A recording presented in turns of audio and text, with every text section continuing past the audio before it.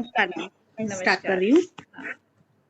योगेन चित्तास्य पदेन वाचा मलं शरीरास्य च वैदिकेन योपाकरुतं न प्रवरं मुनीनां योपाकरुतं न प्रवरं मुनीनां पतञ्जलिं प्राञ्जलिरानतोऽस्मिन् पतंजलि प्रांजलिरानतोऽस्मिन्।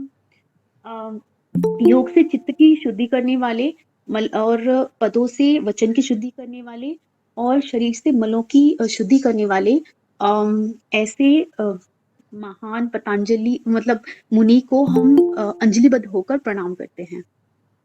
बहुत सुंदर। ये जिन्होंने किया योपा करोतम, बहुत ही सुंदर कविता जी। नवीन जी आप सुन लें और आइंदा से जब आप क्लास में आएंगे तो कभी भी आपका टर्न आ सकता है। जी जी थैंक यू ठीक मैम। है। मैं इतना सुंदर तो नहीं गा सकता। हाँ हाँ, कोई बात नहीं, कोई बात नहीं। ठीक है, तो चलिए हम रिकैप ले लेते हैं एक बार। सिर्फ हम पढ़ेंगे क्योंकि रिवीजन काफी बार हो चुका है इसका। ठीक है। अथ योग अनुशासनम, क्योंकि हमें रिलेट करना है इसलिए डेली इसका एक बार हम रीडिंग ले लेते हैं। अथ योग अनुशासनम योगस्य चित्त वृत्ति निरोध। जब महर्षि पतंजलि ने योग को एक्सप्लेन किया कि योग चित्त की वृत्तियों का निरोध है, तब उसको योग को इन्होंने कहा कि चित्त की वृत्ति का निरोध करके और क्या हो जाता है, दृष्टा अपने स्वरूप में स्थित हो जाता है। ठीक है, तदा दृष्टु स्वरूप अवस्थानम। अब आगे जो दूसरे सूत्र में इन्होंने वृत्ति की बात की थी और एक तरफ इन्होंने बताया कि वृत्ति जो है ना, जो कंट्रोल कर लेता है वो तो क्या है, स्वरूप में स्थित हो गया, और जो वृत्ति को कंट्रोल नहीं कर पाता है वो वृत्ति के समरूप ही दिखाई पड़ता है, वृत्ति के समरूप दिखाई पड़ता है। ये चौथे सूत्र में इन्होंने बता दिया, वृत्ति सारूप्यम इत्रत्र, यानी कि अन्य लोग जो हैं, इत्रत्र अन्य लोग जो हैं वो वृत्ति के समरूप ही दिखाई पड़ते हैं। पांचवें सूत्र में क्या कह रहे हैं कि वृत्ति क्या चीज है, महर्षि पतंजलि को ये भी एक्सप्लेन करना पड़ा कि वृत्तियों की बात कर रहे हैं, किसको निरोध करने की बात कर रहे हैं। तो वृत्ति जो है वो 5 प्रकार की होती हैं, वो 5वें ही सूत्र में बताया है, जो कि कलिष्ठ भी होती हैं और अकलिष्ठ भी होती हैं। उसके बाद वृत्तियां 5 प्रकार की इन्होंने जो बताया था 5वें सूत्र में, अब उनके नाम दे दिए हैं छठे सूत्र में, प्रमाण, विपर्य, विकल्प, निद्रा और स्मृति। अब 7वें सूत्र में एक एक करके प्रमाण, विपर्य, विकल्प, निद्रा और स्मृति जो 5 नाम दिए थे 7 से लेकर के और 11 सूत्र तक, ये इनको एक्सप्लेन करते हैं कि ये कैसे कैसे होती हैं ये वाली वृत्तियां। अब इन्हीं वृत्तियों को 12वें सूत्र में ये कंट्रोल करने की बात करते हैं, कैसे, निरोध करने की, अभ्यास और वैराग्य से। दो ये चीजें बताते हैं। अभ्यास किसका किया जाना चाहिए, रमन जी अभी आई हैं, अभ्यास किसका किया जाना चाहिए, धर्मेंद्र जी?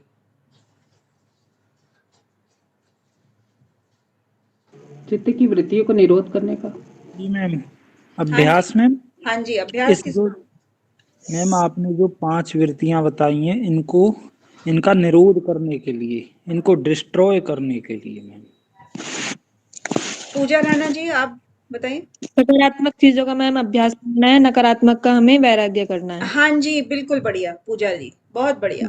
सकारात्मक चीजों का हमें अभ्यास करना है, यानी कि सात्विकता, सात्विक वृत्ति जो होती है ना, उसको लाने का हमें अभ्यास करना है।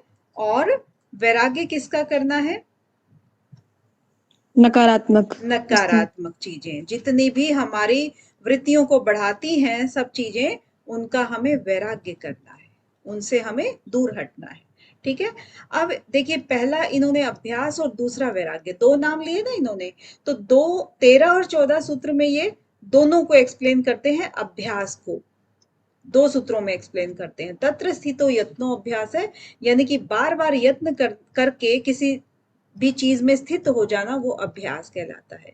स तो दीर्घ काल नैरंतर्य सत्कारा आसेवी तो दृढ़ भूमि तो उसी तरीके से दीर्घ काल तक निरंतरता के साथ, श्रद्धा भाव के साथ जब हम उसकी पालन करते हैं, तब वो दृढ़ भूमि बन जाता है कोई भी अभ्यास, है ना। और उसके बाद 15 और 16 सूत्र में ये वैराग्य को एक्सप्लेन करते हैं। दृष्टानुश्रविक विषय वितृष्णस्य वशीकार संज्ञा वैराग्यम। तो ये एक तरह से संप्रज्ञात समाधि की भी व्याख्या होती है। नाम नहीं लिया है अभी, नाम आगे आएगा, लेकिन संप्रज्ञात क्यों कहा हमने, क्योंकि ये दृष्टा और श्रविक, देखे और सुने गए विषयों से जब हमें वैराग्य हो जाता है, तब वो सब चीजें हमारे वश में हो जाती हैं, हमारी इंद्रियां हमारे वश में हो जाती हैं, तो वो संप्रज्ञात समाधि एक तरह से, यानी कि वो अपर वैराग्य कहलाता है। अभी वैराग्य कंप्लीट नहीं हुआ है, क्योंकि अभी हमारे गुण बाकी हैं उसके अंदर। जिस सत्व गुण के सहारे हम वैराग्य कर रहे थे, वो सत्व गुण हमारा अभी भी बाकी है, इसीलिए उसको अपर वैराग्य बोला है, ठीक है। और अपर वैराग्य है तो उसी को हम दूसरे शब्दों में संप्रज्ञात समाधि बोल देते हैं, क्योंकि वो अभी घटित नहीं हुई है संप्रज्ञात समाधि।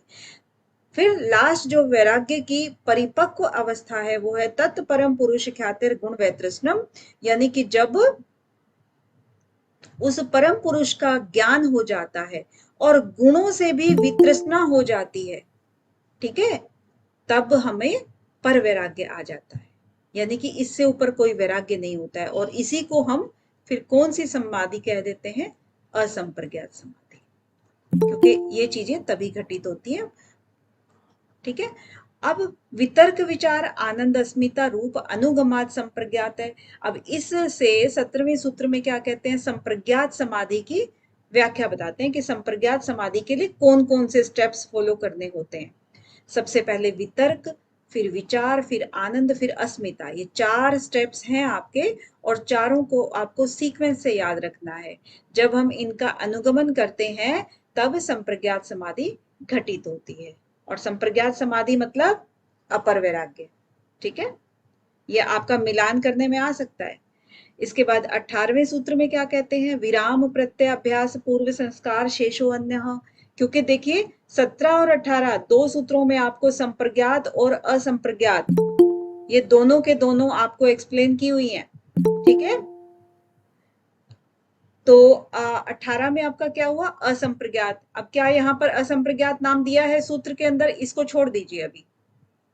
ये तो ये वाला जो कॉलम है ये मेरा बनाया हुआ है, और ये वाला जो कॉलम है ये आपके सूत्र एज इट इज सभी महर्षि पतंजलि की कोई भी बुक होगी तो उसके अंदर मिलेगा। और नीचे वाला जो ब्लू वाला पार्ट है ये आपका संधि विच्छेद करके लिखा हुआ है, ठीक है। अब यहाँ पर आप मुझे बताओ, क्या इसमें कहीं भी असंप्रज्ञात समाधि लिखा हुआ है? नहीं लिखा हुआ है। तो आपको पता कैसे लगेगा कि असंप्रज्ञात समाधि के लिए बात की गई है? इसमें अन्य शब्द आया है मैम। अरे पूर्व संस्कार आया। बिल्कुल बिल्कुल बिल्कुल पूजा जी, बहुत बढ़िया, क्योंकि इसमें अन्य शब्द आया है, और क्योंकि इससे पूर्व सूत्र में, पहले वाले सूत्र में इन्होंने संप्रज्ञात का नाम दे दिया है, ठीक है, संप्रज्ञात का दिया है।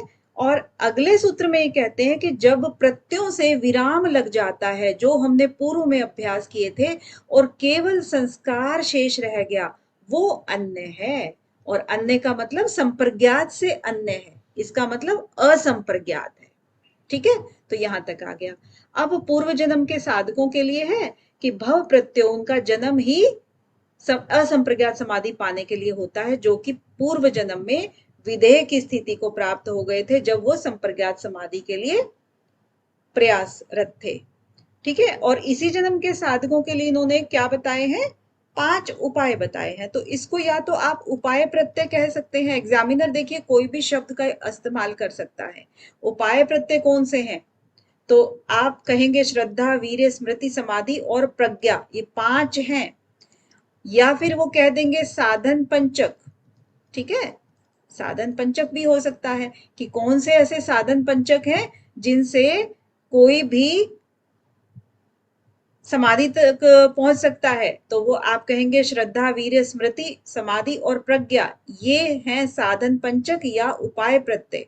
इनको उपाय करके साधना के मार्ग में चला जा सकता है।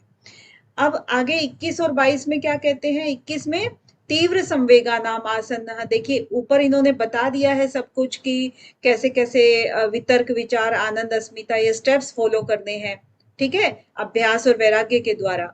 अब यहाँ पर कह रहे हैं कि साधना की गति कैसी होती है, यानी कि उन्होंने क्या किया कि एक लाइन में सभी रेसर्स को, यानी कि सभी योगियों को खड़ा कर दिया, ठीक है, और अब कहा कि यहां तक आपकी मंजिल है, यानी कि समाधि का पार्ट है, अब यहाँ दौड़ लगाइए।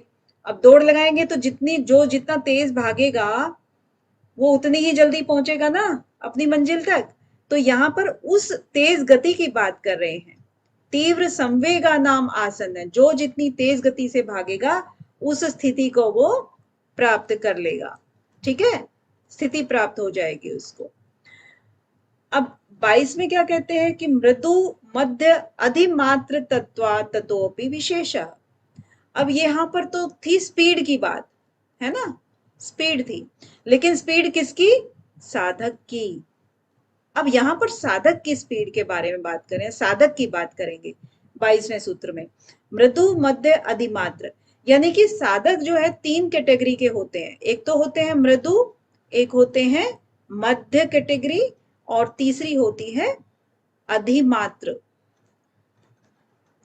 अब इसमें भी वही हो गया कि जो जितना एकदम योग के मार्ग को यूं ही ले रहा है कि चलो ठीक है, मन किया तो कर लिया, नहीं किया तो नहीं किया, है ना, 5-7 दिन में कभी टाइम हुआ, उसको लगा कि करना है। और मध्य वाले क्या होते हैं? करते तो रोज हैं, लेकिन वो विचारों से बहुत ज्यादा वैराग्य नहीं होता है उनको, विचार उनके अभी भी, वृत्तियां उनकी भी बनी हुई हैं। अधिमात्र क्या है कि उन्होंने सब कुछ छोड़ दिया, सिर्फ और सिर्फ वो, उनको एक ही काम है, उनको योग साधना में लगना है, ठीक है। तो ये चीजें इनकी कैटेगरी होती है साधकों की। और उसमें भी क्या कह रहा है आगे? अपि विशेषः ततोपि विशेष, उसमें भी विशेषता है। फिर अब इसमें भी कौन अपनी चित्त की वृत्तियों को कितना जल्दी कंट्रोल कर लेता है, कितना उसको एफर्ट लगाना पड़ता है, वो सब चीजें भी हर साधक की इंडिविजुअल मैटर करती हैं, ठीक है।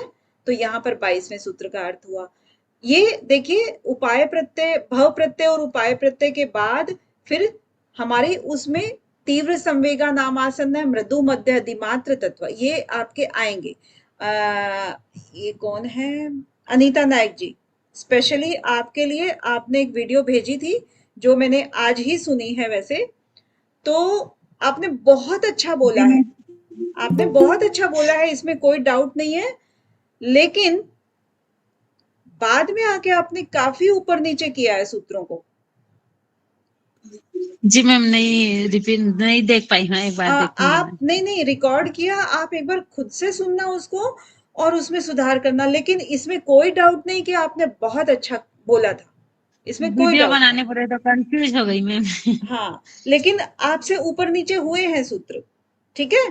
तो उसमें जी आप मैम। देखना कि कौन से ऊपर नीचे हुए, नेक्स्ट टाइम वो ना हो, ठीक है। अभी जी इसीलिए मैम। मैं सीक्वेंस बनवा रही हूँ कि आप ऐसे ऐसे सीक्वेंस करना, ताकि आगे मिस्टेक ना हो, आप रिलेट कर पाए एक दूसरे को। अब देखिए यहाँ पर साधकों, साधना की गति हो गई, साधकों का वर्गीकरण हो गया, ठीक है। इसके बाद जितने भी ब्लू लाइंस में हैं, आपके ईश्वर को बताते हैं सब, ईश्वर प्रणिधानाद्वा। अब सबसे पहला जो अभ्यास बताया था, अभ्यास वैराग्य बताया था ना, अभ्यास वैराग्य के बाद हमारे 22 सूत्र तक ये चर्चा सारी हो गई थी, ठीक है। 23 में से लेकर के 24, 25, 26, 27, 28 और ये नीचे 29, ठीक है। यहां तक अपना ईश्वर के सब आते हैं। ईश्वर प्रणिधानाद्वा यानी कि अभ्यास वैराग्य के द्वारा आप ईश्वर के प्रणिधान होकर के भी साधना को प्राप्त कर सकते हो, समाधि को प्राप्त कर सकते हो। अब कौन ईश्वर? क्योंकि इन्होंने ईश्वर का नाम लिया है तो ईश्वर को भी महर्षि पतंजलि को एक्सप्लेन करना पड़ेगा। कलेश कर्म विपाक आशय अपरामृष्ट पुरुष विशेष ईश्वर, जो इन सब से अपरामृष्ट हो, वो पुरुषों में विशेष जो है वो ईश्वर है। इसके आगे तत्र यानी कि वो निरअतिशयम सर्वज्ञ बीजम, वो साधारण नहीं है, वो असामान्य है, और वो सभी बीजों को जानने वाला है। और 26वें में क्या कहते हैं, पूर्वेशामपि गुरु कालेन अनवच्छेदात्, वो पूर्व में जो हुए हैं हमारे, या तो पूर्वज हैं या पूर्वजों के भी जो गुरु रहे हैं, उनका भी गुरु रहा है वो। और कालेन, जो काल के उसमें नहीं आता है। काल एक होता है ना, काल का मतलब क्या होता है, जिसका जन्म और मरण होता हो, जिसका आदि और अंत पता हो, ठीक है ना, वो काल के अंतर्गत आ जाते हैं। लेकिन इसका ना आदि पता है ना अंत पता है, तो वो काल के भी अंतर्गत नहीं आता है, काल भी उसको नहीं भेद पाता है, इसीलिए वो उससे भी परे है। तो उस ईश्वर की बात कर रहे हैं। और 27वें में कहते हैं कि तस्य वाचकः प्रणवः, उसको क्या कहते हैं, प्रणव के नाम से जानते हैं। और उसको, किसको, किसको, जो प्रणव के नाम से जाना जाता है, जो ईश्वर है, उसको जपस्त, उसको जपना चाहिए। तद अर्थ, उसकी अर्थ भावना के साथ में। अर्थ भावना क्या होती है कि उसके जितने गुण बताए हैं, वो निराकार है, वो सबका ये है, उसका अंत नहीं पता, ये आदि नहीं पता, वो सबसे असामान्य है, सभी बीजों को जानने, इस तरह की जो भावनाएं है ना, वो भावनाओं के साथ में उसका जप करना चाहिए। और जप करने से होगा क्या, प्रत्यक चेतनादिगमो, उससे हमारी जो आंतरिक चेतना है ना, वो जागृत हो जाती है। आंतरिक चेतना हमारी, वो, उससे हम क्या सीखते हैं, मतलब वो उससे हमें पता लगता है, आंतरिक चेतना का पता लगता है। अभी तक हमारी चेतना क्या है, बाहरी विषयों को देख रही थी, लेकिन हमें अपने अंदर का नहीं पता, अपने अंदर हम झांके ही नहीं थे, तो हमें अपनी आंतरिक चेतना का ज्ञान हो जाता है। और उससे ज्ञान होने से अपि अंतराया अभावश्च, और जो हमारी अंतराएं थी, बाधा जो आ रही थी हमारी समाधि मार्ग में, उन बाधाओं का अभाव हो चला है।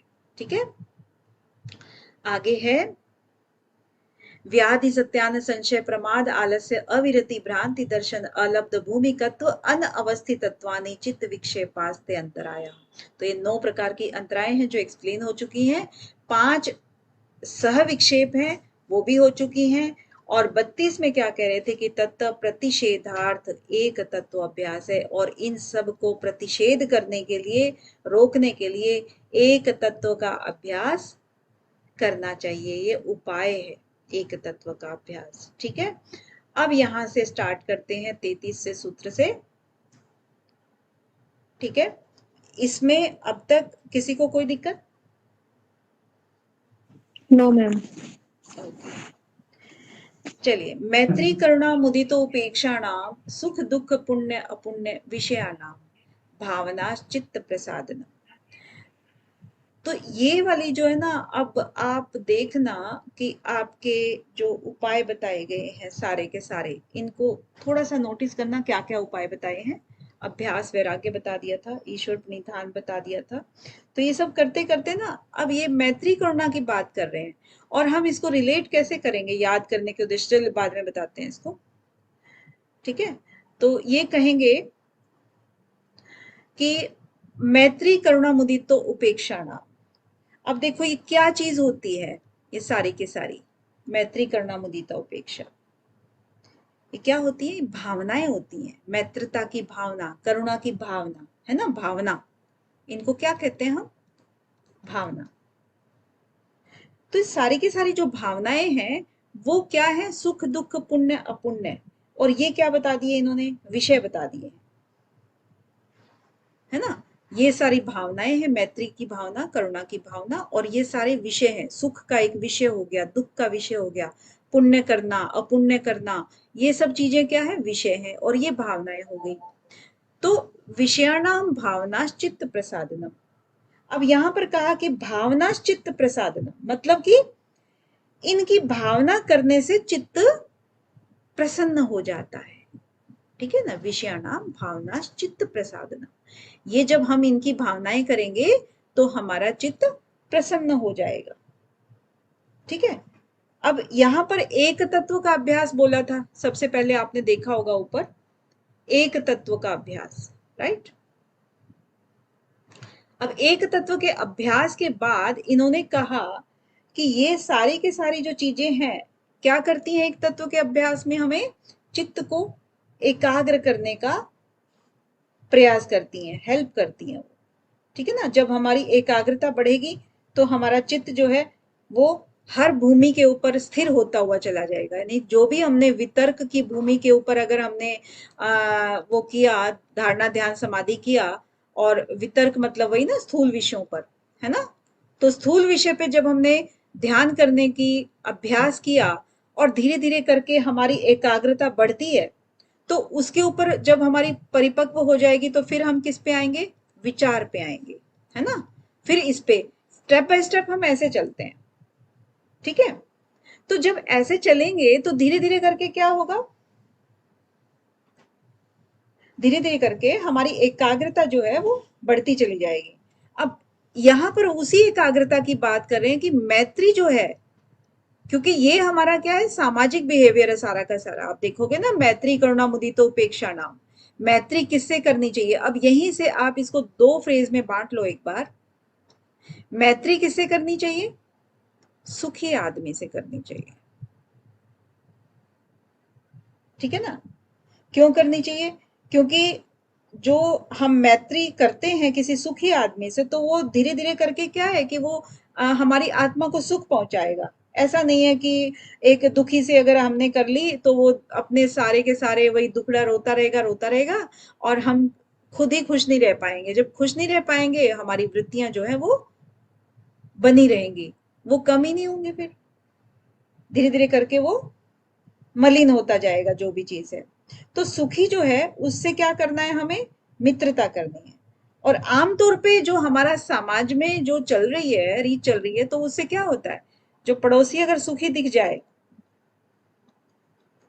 क्या होता है आमतौर पे, दुखी होता है मैम, दुखी होता है, ईर्ष्या होती है उसे। हाँ, ईर्ष्या हो जाती है। बताओ, पड़ोसी क्यों सुखी हो गया, मैम, उसे ईर्ष्या हो आज के जाती है। आज के जमाने में ना मैम ऐसी है, आज के जमाने में अपने दुख से दुखी नहीं है लोग बाग, हाँ, दूसरों के सुखी दूसरों के से सुख से दुखी है ना। तो ईर्ष्या हो जाती, जलन हो जाती है। भाई उसके घर में बड़ी गाड़ी आ गई तो, नहीं मैम, दूसरों के सुख से दुखी है। हाँ, दूसरों के सुख से दुखी है। तो क्योंकि उसके घर में अगर बड़ी गाड़ी आ गई तो दुखी बताओ पड़ोसी हो गया। ये भी कोई बात हुई। तो ये वाली जो ना आजकल की उसकी भावना हो गई। तो ये हो जाता है कि ये सब चीजें ना चित्त का विक्षेप बढ़ाती हैं। और नेक्स्ट जो है, देखिए दूसरा क्या है, करुणा। करुणा हमें किससे करनी चाहिए, दुखी आदमी से करनी चाहिए, है ना।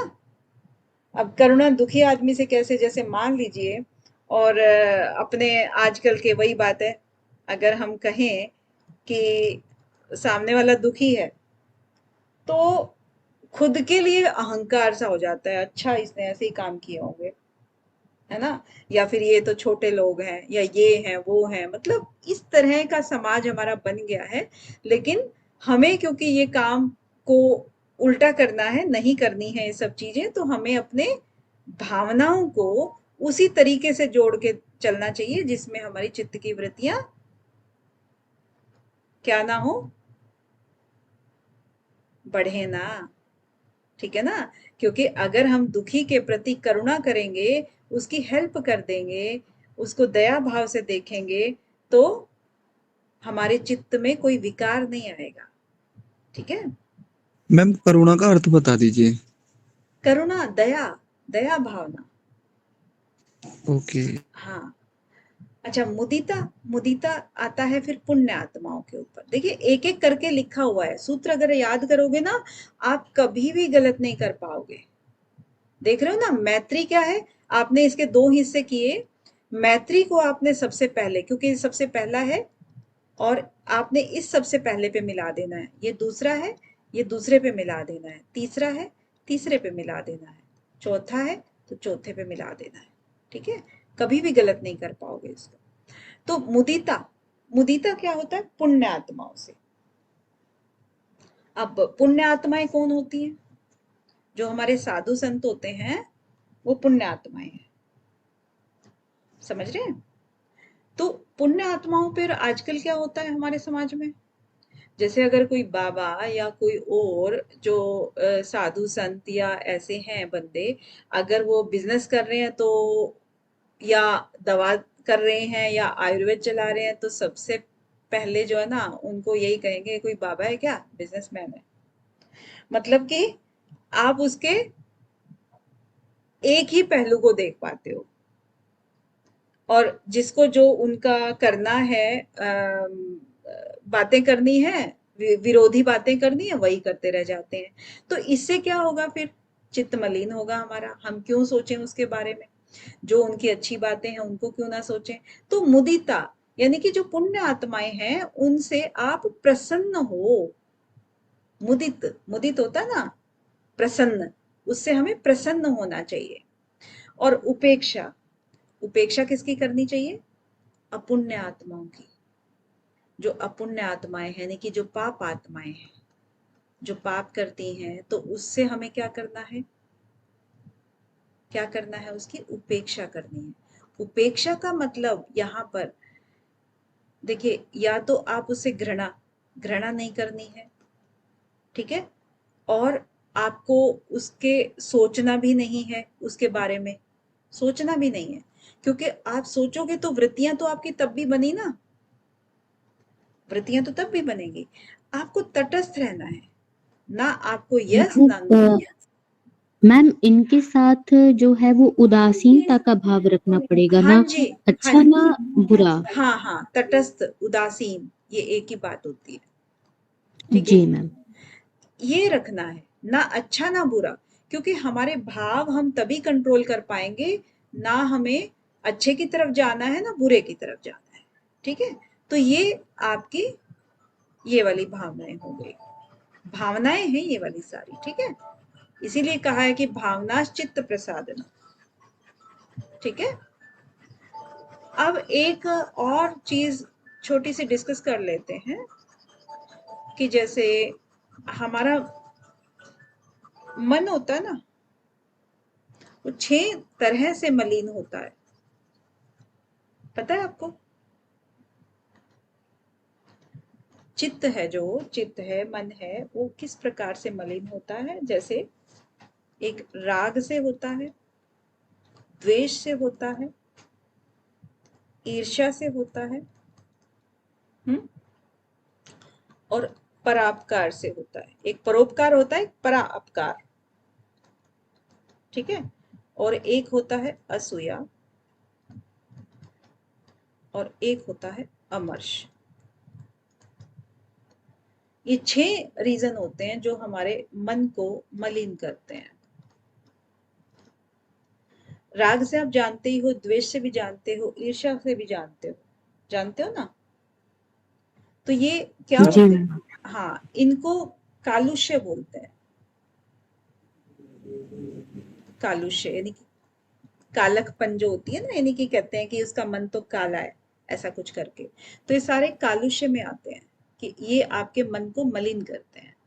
तो राग द्वेष ईर्ष्या सबका मालूम है। परापकार में भी ये है कि पर अपकार, है ना। एक तो होता है परोपकार, यानी कि पर उपकार करना, दूसरों का उपकार करना, भला करना। एक होता है पर अपकार, दूसरों का अपकार करना, है ना, उपहास वो उड़ाना मैम। अपोजिट। मतलब गलत व्यवहार करना हाँ, उनके साथ। गलत व्यवहार करना, ठीक है। और अपमान, हाँ जी, अपमान मैम, अपमान। हाँ, अपमान कह सकते हैं, परापकार, दूसरों का मतलब बुरा सोचना करना, यही चीज होती है ना, इसका उल्टा हो गया परोपकार का। और असूया, असूया क्या होता है कि जैसे जैसे अभी मैंने बताया कि कोई साधु हैं या कोई सिद्ध पुरुष हैं या फिर कोई और है, तो उनको पाखंडी बताना, उनको कुछ और बताना, इस तरह से करके, और आप उनको उनके गुणों में भी दोष को ढूंढना, ठीक है ना, वो असूया। निंदा का भाव मतलब मैम, आ, निंदा हाँ भाव। हाँ, मतलब गुणों में भी दोष को ढूंढना, एक तरह से हम ये कह सकते हैं। निंदा करना तो हो सकता है निंदित जी। व्यक्ति कोई हो, ये पता नहीं, लेकिन वास्तव में गुणी हो, लेकिन क्योंकि सामने वाले को वो चीज पसंद नहीं आ रही, वो उसके अंदर भी दोष निकाल रहा है, ठीक है। और अमर्ष ये होता है कि जब हम किसी से, कोई हमें कठोर वचन बोल देता है या अपमानित फील करता है कोई भी, और उसके बाद फिर उससे बदला लेने की भावना आती है, तो वो अमर्ष में आता है। तो ये सारी की सारी जो भावनाएं हैं ना, इन सभी भावनाओं से हमारा चित्त जो है वो मलिन हो जाता है। ठीक है, तो ये फिर हमें योग में आगे बढ़ने नहीं देता है। राइट, तो यहाँ पर जो था मैत्री करुणा मुदिता उपेक्षा नाम सुख दुख पुण्य अपुण्य विषयाणाम, ठीक है, ये सारी की सारी जो भावनाएं थी, और ये सारी भावनाएं हैं 6, ये हमने जो बताई हैं ये सब भावनाएं हैं। तो ये सभी भावनाओं से जब हम ये भावनाएं इसमें करते हैं, ये मैत्री सुख करुणा दुख मुदिता पुण्य अपुण्य उपेक्षा अपुण्य, जब ये भावनाएं हम सब में करते हैं तब हमारा चित्त जो है वो प्रसन्न हो जाता है। ठीक है, और इसका एक ट्रिक ये है याद करने की कि 33 वाला सूत्र है ये, और हम इसको याद करने की कैसे एक ट्रिक बताते हैं। जैसे पहले हमने क्या क्या किया था, अभी ऊपर चलते हैं, हमने विक्षेप किए थे। ठीक है, विक्षेप के बाद सह विक्षेप आ ही जाते हैं, और इन दोनों को कंट्रोल करने के लिए एक तत्व अभ्यास किया जाता है। ठीक है, अब यहां से हम स्टार्ट करते हैं 33 से, वहां पर एक बात खत्म हो गई। जैसे अब यहाँ पर हम कहते हैं कि इसको सबसे पहले एक सामाजिक अपना, क्योंकि जो भी योगी जो होता है ना, सामाजिक, तो जो योगी होता है सबसे पहले अपने आसपास के वातावरण को सही करता है ना, तभी तो वो आसपास से शांत होगा, नहीं तो लोग बेल बजा बजा के आपकी साधना को भंग कर देंगे। तो इसीलिए सबसे पहले आपको अपना सामाजिक व्यवहार जो है ना वो ठीक करना है, अपने आसपास का वातावरण को ठीक करना है। और ठीक कैसे करोगे आप? मैत्री करुणा मुदिता उपेक्षा से करोगे। अपनी भावनाओं को अपने चारों तरफ अपने आउट सर्कल में पूरा कंट्रोल करोगे, तभी आप चैन से 34वें सूत्र में बैठ पाओगे। ठीक है, तभी आप बैठ पाओगे 34वें सूत्र में। राइट, अभी तो आपने यहाँ बाहर से घर पे आए हो बैठने के लिए। ओके, प्रच्छर्दन विधारणाभ्याम वा प्राणस्य। अब देखिए प्रच्छर्दन क्या होता है, ये भी वाह। अब देखिए यहाँ से वाह की स्थितियां आ गई हैं सारी की, या तो आप ये कर सकते हो या ये कर सकते हो। वाह का मतलब है अथवा, ये सारे के सारे उपाय हैं जितने भी अभी महर्षि पतंजलि बताने जा रहे हैं। तो प्रच्छर्दन का मतलब क्या होता है? प्रच्छर्दन का मतलब होता है उल्टी करना या वमन करना, जैसे होता है बाहर निकालना किसी भी चीज को, वो होता है। और विधारणा, पहले तो धारणा देख लेते हैं। धारणा क्या होता है? धारणा मतलब धारण करना, और विधारणा मतलब इसका उल्टा, यानी कि धारण नहीं किया, बाहर का बाहर ही है। ठीक है, और प्राणस्य, अब प्राणस्य का मतलब क्या है? जो हम प्राणवायु की बात करें या प्राणायाम की बात करें, ये बात हो सकती है। तो इससे क्या सेंस निकल के आ रहा है कि प्रच्छर्दन विधारणाभ्याम व प्राणस्य, यानी कि जो हम प्राणायाम कर रहे थे, क्योंकि हमने सामाजिक बिहेवियर के बाद घर में बैठ करके हमने ध्यान शुरू करने से पहले हम क्या करते हैं? सबसे पहले मेडिटेशन अगर आप करने बैठोगे, सबसे पहले आप अनुलोम विलोम से स्टार्ट करते हो ना, तो उसी तरीके से बहुत सारे अभ्यास हो जाते हैं प्राणायाम से रिलेटेड। अब ये क्या कहते हैं कि कौन सा प्राणायाम करना है? चित्त की वृत्तियों को रोकने के लिए, चित्त को शांत करने के लिए, चित्त को एकाग्र करने के लिए कौन सा प्राणायाम है? ये प्रच्छर्दन विधारणाभ्याम, यानी कि प्राण वायु को बाहर की तरफ फेंको और उसको विधारण करना है, उसको लेना नहीं है, विधारण करना है। इट मीन्स या तो आप बाह्य कुंभक लगा सकते हो, इसका मतलब, या फिर आप भ्रस्त्रिका प्राणायाम जो होता है ना, जिसमें कि आपका बाहर फेंक रहे हो आप सांसों को जल्दी जल्दी। ठीक है, तो उससे क्या है, आपका चित्त जो है वो, उसकी वृत्तियां कम हो जाती हैं, आपके विचार शून्य हो जाते हैं धीरे धीरे करके। थोड़ी सी देर अगर आप करोगे, या फिर आपने कभी भी यूट्यूब पे देखा होगा या कहीं भी देखा होगा, जो मेडिटेशन कराते हैं तो शुरू में कुछ प्रैक्टिस कराते हैं, और वो इसी तरह की प्रैक्टिस होती है कि जल्दी जल्दी श्वास को बाहर छोड़िए, बाहर छोड़िए, बाहर छोड़िए, और इतना आपको उसके अंदर कर देंगे कि आप थक जाओगे और आपका जो दिमाग है, जो चित्त है, वो कोई भी विचार बाहर के आएंगे ही नहीं, विचार शून्य हो जाएंगे। फिर मेडिटेशन का लगना बहुत इजी हो जाता है। तो ये उसी की बात कर रहे हैं, प्रच्छर्दन, यानी कि आपने प्राणों को बाहर फेंका और वी धारण किया, उसको वापस नहीं लिया। मतलब जितना देर आप रोक सकते थे ऑब्वियसली उतना रोका, उसके बाद फिर लिया, फिर आपने बाहर फेंका, फिर बाहर फेंका। इस तरीके से करके ये वाला अभ्यास इन्होंने बताया है। ठीक है, ये भी चित्त को एकाग्र करने वाला होता है, प्रच्छर्दन वी धारणाभ्याम वा प्राणस्य। अब यहाँ पर क्वेश्चन आपके क्या बन सकते हैं, जैसे कि चित्त को एकाग्र करने के कौन कौन से उपाय महर्षि पतंजलि ने बताए हैं। अब यहाँ पर आपको ये भी दे देंगे, ये भी दे देंगे, ये भी दे देंगे, और बीच में से कोई भी क ख ग या कूट की भाषा में कोई भी दे देंगे। ठीक है, तो ये सारे ही उपाय हैं, अभी फिलहाल उपाय चल रहे हैं। नेक्स्ट क्या है, विषयवती व प्रवृत्तिरुत्पन्ना मनसः स्थिति निबंधिनी। अब यहाँ पर देखिए विषयवती यानी कि जो विषय है, विषय क्या है हमारे, जो विषय है, जिन इंद्रियों के द्वारा जो हम विषयों का भोग करते हैं उनकी बात कर रहे हैं ना, विषय। अब विषयों के एक वो होता है, तन्मात्राएं जो होती हैं, रूप रस गंध, है ना, वो जो चीजें होती हैं उनसे जो प्रवृत्ति बनती है विषयों के द्वारा, विषयों का भोग करने से जब जो भी प्रवृत्ति हमारी बनती है उनसे जो उत्पन्न होती है प्रवृत्ति, वो भी मन की स्थिति को बांधने वाली होती है। जो मन की स्थिति है वो बंध जाती है उससे, यानी कि हमारा फिर से चित्त वृत्ति कम हो जाती है। ठीक है, तो यहाँ पर इसका थोड़ा थोड़ा मीनिंग ये अभी समझ में आया है। ठीक है, तो आगे क्या चीज है, जैसे अब यहाँ पर भी देखिए वा का प्रयोग हुआ है। मैम एक बार और बता दीजिए प्लीज इसका विषय वाले का। हाँ, इसी को अभी और एक्सप्लेन कर रहे हैं। ये तो मैंने अभी ऐसी शाब्दिक मीनिंग बताया ना इसका। तो अभी यहाँ पर भी देखिए वा का प्रयोग हुआ है ना, वा का मतलब अथवा।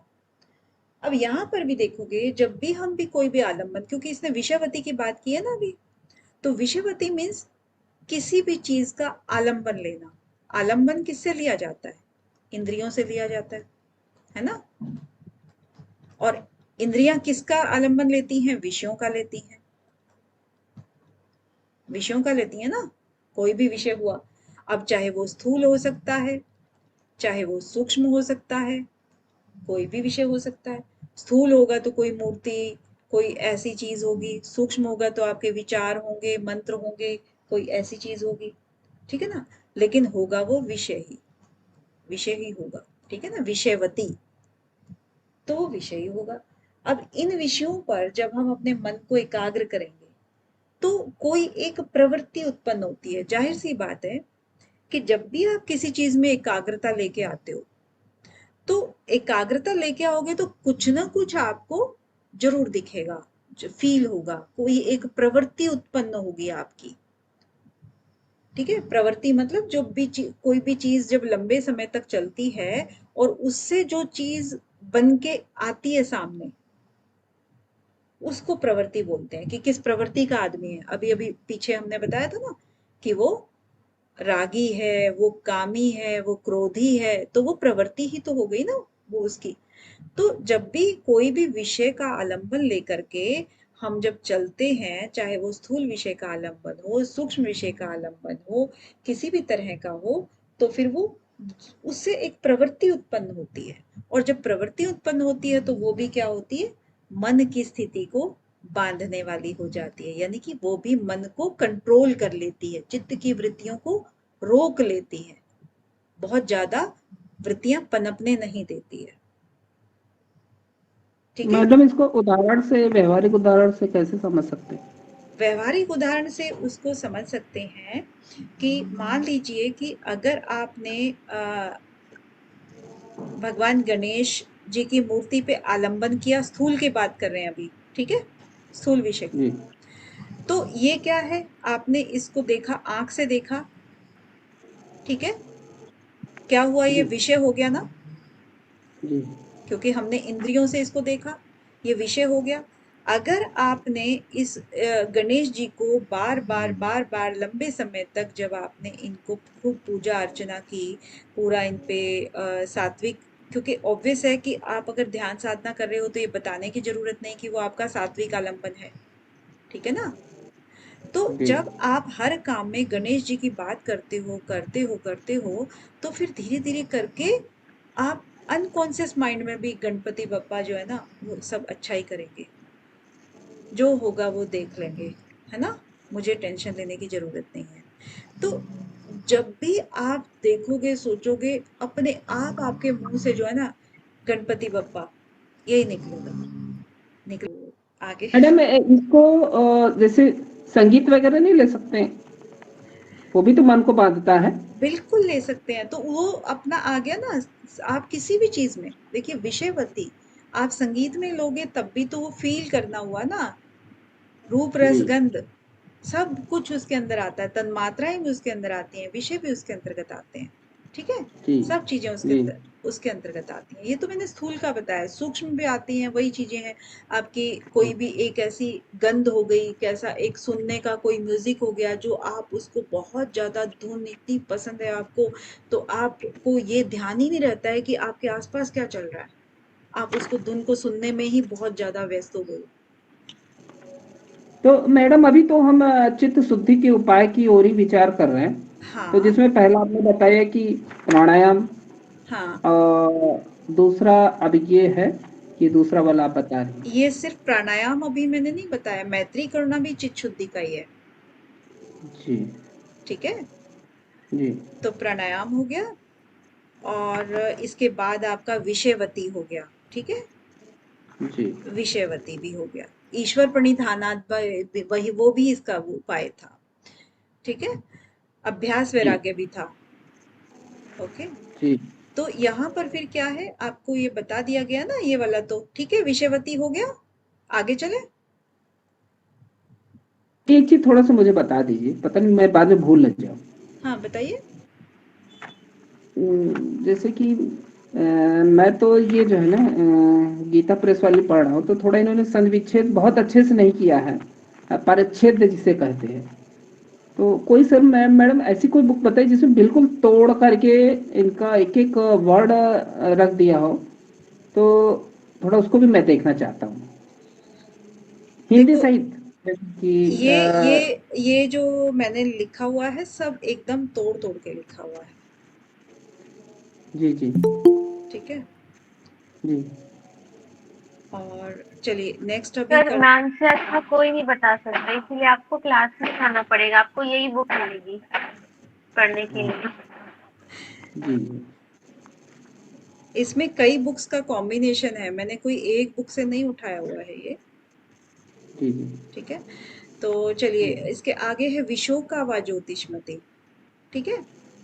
ये आपको आई होप 35 समझ में आ गया होगा, और जल्दी से मैं फिर ये एक्सप्लेन कर देती हूँ। विशोका व ज्योतिष्मति मीन्स विशोका, शोक क्या होता है, शोक दुख। दुख होता है, और वी अगर लग गया है, वी अगर पहले लग गया है तो इट मीन्स शोक रहित, शोक नहीं है उसको, है ना, ये हो गया वी शोका। और यहाँ पर भी वा लग गया है, तो या तो ये या ये ज्योतिष्मति, यानी कि प्रकाश वाली, यानी कि जिसके सारे शोक हट जाए उसे विशोका कहते हैं, और उसके दूसरे अर्थों में उसको अशोका भी कहते हैं, ठीक है, अशोका भी हो गया। तो यहाँ पर जो शुद्ध आलंबन की बात करते हैं हम, जो भी आलंबन लेते हैं, सात्विक आलंबन लेते हैं, उस पे हम एकाग्रता जब लेकर आते हैं तो क्या होता है, ज्योतिष्मति, जो प्रकाश एक उत्पन्न होता है, ज्योति उत्पन्न होती है। और ज्योति का मतलब यहाँ पर ये नहीं है कि भी सूर्य उत्पन्न हो गया, तारा उत्पन्न हो गया, दीपक उत्पन्न हो गया, ऐसा नहीं है। ज्योति का मतलब है यहाँ पर ज्ञान उत्पन्न हो जाता है, जो हमारा आंतरिक ज्ञान है ना। हमारे जो दर्शन है ना सारे के सारे, अगर इसमें बात की जाए कि ज्योति की या प्रकाश की बात करेंगे तो वो हमारे ज्ञान से रिलेटेड होता है, ठीक है। तो सात्विक प्रवृत्ति आ जाने से जो हमारे सारे के सारे राग द्वेष हैं वो सारे हट जाते हैं, और उससे हम क्या कहते हैं, विशोका, वो शोक रहित ज्योति हो जाती है, विशोका वा ज्योतिष्मति। ठीक है, तो इस तरीके से उस हृदय के अंदर, हमारे हृदय में जब हम बहुत लोग कहते हैं ना मेडिटेशन के दौरान कि हृदय के अंदर ज्योति की कल्पना करके फिर आप अपने चित्त को वहां पर लगाइए, ऐसा कुछ करके कहते हैं। तो इस तरीके से यहाँ पर 36वां सूत्र कहा गया है। 37 में क्या कहते हैं कि वीत राग विषम वा चित्तम।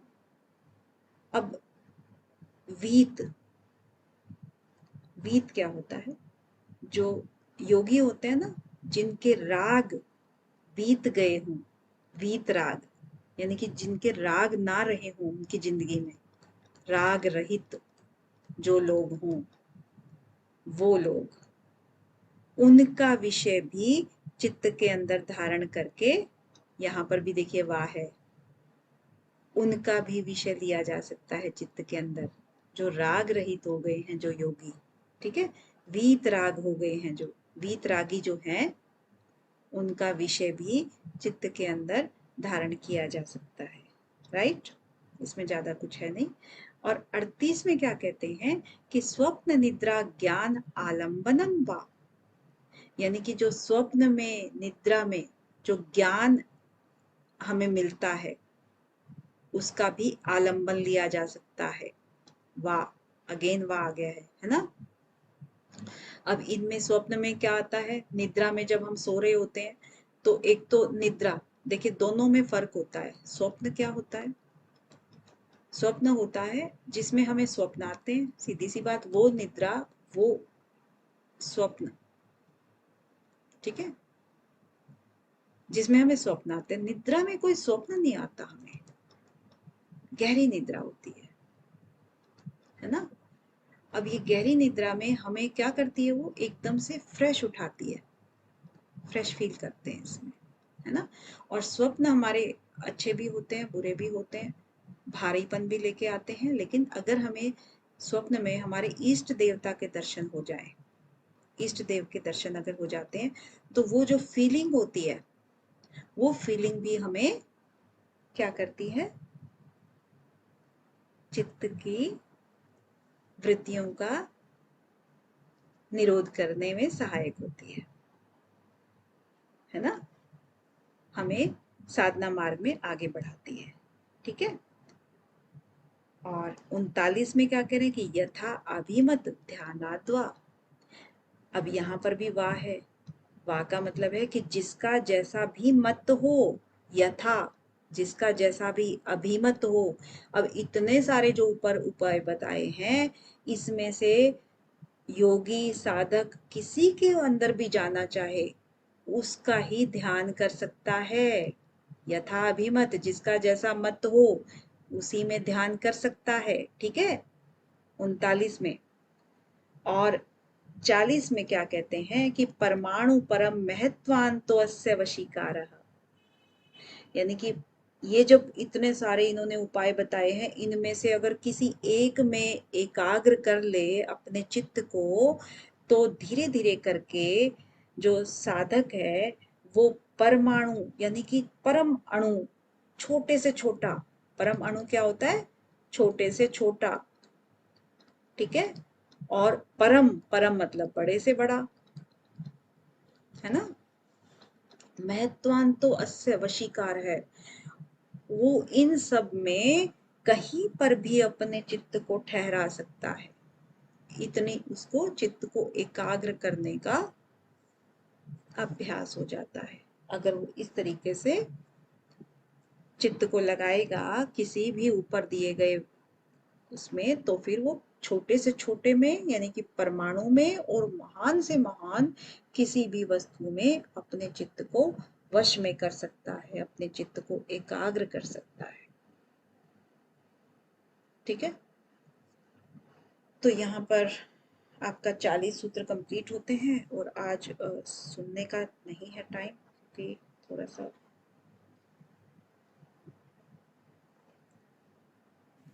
किसी मैम इनमें से कोई दिक्कत है तो बताओ। हाँ जी।